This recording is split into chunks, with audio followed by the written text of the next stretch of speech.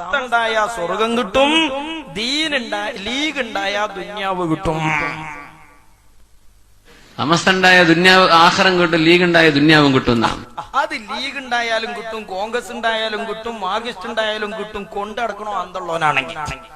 എന്റെ വിശ്വാസം അതാണ്. ഞങ്ങളെ വിശ്വാസം അതല്ല. കുഴപ്പമില്ല. അതെങ്ങനെയാ? ഇയാള് വയലറിയാൻ വന്നിട്ട് പറയാണ് നിങ്ങൾ എന്ത് വിശ്വസിച്ചാലും കുഴപ്പമില്ല, എന്റെ വിശ്വാസം അതാണ്. അതിന് അയാള് വയലറിയാൻ പിന്നെ ഇയാൾ എന്താ മൂമിനിങ്ങളെ വിശ്വസിക്കണ്ടേന്നല്ലേ പറഞ്ഞു കൊടുക്കണ്ടേ? അതിനല്ലേ ഇയാള് വയലറിയാൻ നിക്കണേ? എന്തായാലും മാർക്സിസ്റ്റിനെക്കാളൊക്കെ നല്ല നമ്മളെ ലീഗ് തന്നെയല്ല. പാണക്കാട് തങ്ങളല്ല അവിടെ ഉള്ളത്. പാണക്കാട് തങ്ങൾ നല്ലതാണ്, അതുകൊണ്ട് ഉണ്ണികൃഷ്ണൻ നല്ലതാന്ന് വരൂല. AP ഉണ്ണികൃഷ്ണൻ പാണക്കാട്ടെ തങ്ങൾ മഹാനായതുകൊണ്ട് AP ഉണ്ണികൃഷ്ണൻ സ്വർഗത്തിക്കാന്ന് വരൂല. ഇനി ലീഗിൽ അയാൾ ചേർന്നതുകൊണ്ട് ഡയറക്റ്റായി സ്വർഗത്തിലെത്തുന്നും മാപ്പിളർക്ക് പറയാൻ വകുപ്പില്ല. മറ്റേ അച്യുതാനന്ദനും പിണറായിക്കല്ലോ ഒരിക്കലെങ്കിലും ഒന്നെടുത്തിട്ടുണ്ടോ? അതെന്തിനാ മനുഷ്യന്മാരെ പഞ്ചായത്ത് റോഡ് ഉണ്ടാക്കാൻ ഒന്നുണ്ടാക്കേണ്ട ആവശ്യമുണ്ടോ? ഓകാലുണ്ടാക്കാൻ ഒന്നുണ്ടാക്കണോ? അത് അച്യുതാനന്ദനും പിണറായിയും കുഞ്ഞാലിക്കുട്ടി സാഹിബ് ഒക്കെ ഉണ്ടാക്കട്ടെ. ആരാ ഞമ്മക്ക് പെരക്കാൻ 2 കല്ല് തരുന്ന് കുത്തിക്കോളിയും പോട്ട് അത്രയെ പൈലാകത്തുകയുള്ളൂ. അല്ലാതെ തൂഫ തെരഞ്ഞ അന്തം വിടേണ്ട ഒരു ഫിക്കു പൈരില്ല. റഹ്മത്തുള്ളാഹി ഖാസിമി ഫത്വ കൊടുത്തത് ആയത്തോതിയിട്ട് പറയാൻ മുസ്ലിം ലീഗ് സ്വർഗത്തിലേക്കുള്ള പാർട്ടിയാണ്.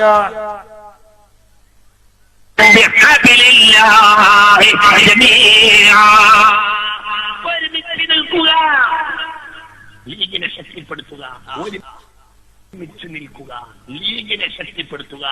ലീഗ് അല്ലാഹുവിന്റെ സ്വർഗത്തിലേക്കുള്ള സഭയാണ്. അല്ലാഹു തൗഫീഖ് നൽകട്ടെ. അപ്പൊ ആരോ വാട്സപ്പ് ചോദിക്കുന്നുണ്ട്, മലബാറിന്റെ പുറത്ത് ഞാനും സ്വർഗത്തൊക്കെ ഉണ്ടാവൂലേ? ലക്ഷദ്വീപ് എന്ന് പറഞ്ഞ മാപ്പിളാര് മാത്രമുള്ള നാടാണ്. ഒരു ലീഗിനെ മഷിട്ട് തെരഞ്ഞാൽ ലീഗുകാരനെ അവിടെ കാണൂല. അവിടുത്തെ ആൾക്കാരൊക്കെ സ്വർഗത്തുക്കോ നരകത്തുക്കോ അതോ വേറെ വല്ല സ്ഥലത്തുക്കോ എവിടുക്കാ പോകാന്നറിയില്ല. ആലിമീങ്ങൾ ഇങ്ങനത്തെ മൂല്യന്മാരെയാണ് ഇസ്ലാമിക രാജ്യമുള്ള നാട്ടിൽ ഇവരൊന്നും മുക്കാലി കെട്ടിയടിച്ചാ പോരാ, ഫുൾക്കാല് കെട്ടിയടിച്ചേണ്ട കോല. അതാണ് അവസ്ഥ. നിങ്ങൾ ആലോചിച്ചു നോക്ക്. ആലിമീങ്ങൾ ചെയ്യേണ്ട ബാധ്യതയാണോ ഇത്? ഇങ്ങനെ ഒരു ആലിമ ആയത്തോതാൻ പാടുണ്ടോ? ഇങ്ങനെ ആയത്തോതിയാൽ എന്റെ നാട്ടിലൊരു ലീഗാരഞ്ഞോട് പറഞ്ഞു, അങ്ങനെ മൂല്യർ ഓതണ്ടില്ലേനി ഉസ്താദേ, കാരണം ഞങ്ങൾക്കറിയാം ലീഗ് ഉണ്ടാക്കാന്. ഇവരിങ്ങനെ ഓതിയാൽ ഞങ്ങളൊരു വോട്ട് പോവുകയേ ചെയ്യുള്ളൂ. നിങ്ങൾ ആലോചിച്ചു, ശരിയല്ലേ? മൂക്ക് കീപ്പട്ടായ മനുഷ്യന് ഇത് തിരിയാൻ കിതാബോധേണ്ട ആവശ്യമുണ്ടോ? ഇങ്ങനെയൊക്കെ ആയത്തുകൾ ഓതി ജനങ്ങളുടെ മുന്നില് രാഷ്ട്രീയ നപുംസകങ്ങളായി പണ്ഡിതന്മാര് മാറിയാൽ അരക്കാശിന് ഈ പണ്ഡിത വേഷധാരികളെ പറ്റുമോ മുസ്ലിമീങ്ങളെ? ഇതൊക്കെയാണ് ഇവിടെയുള്ള പ്രശ്നങ്ങള്.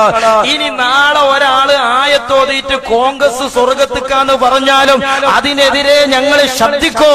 നാളെ ഒരാള് ആയത്തോതി മാർക്സിസ്റ്റ് പാർട്ടി സ്വർഗത്തിക്കാന്ന് പറഞ്ഞാലും ഞങ്ങൾ ശബ്ദിക്കോ? അതൊരു രാഷ്ട്രീയ പാർട്ടിയോടുള്ള വെറുപ്പല്ല, അള്ളാഹുവിന്റെ ദീനിനോടുള്ള പ്രതിബദ്ധതയാണ്. ഇസ്ലാമായി കലർപ്പില്ലാതെ നിലനിൽക്കണം എന്ന പ്രതിബദ്ധതയാണ്.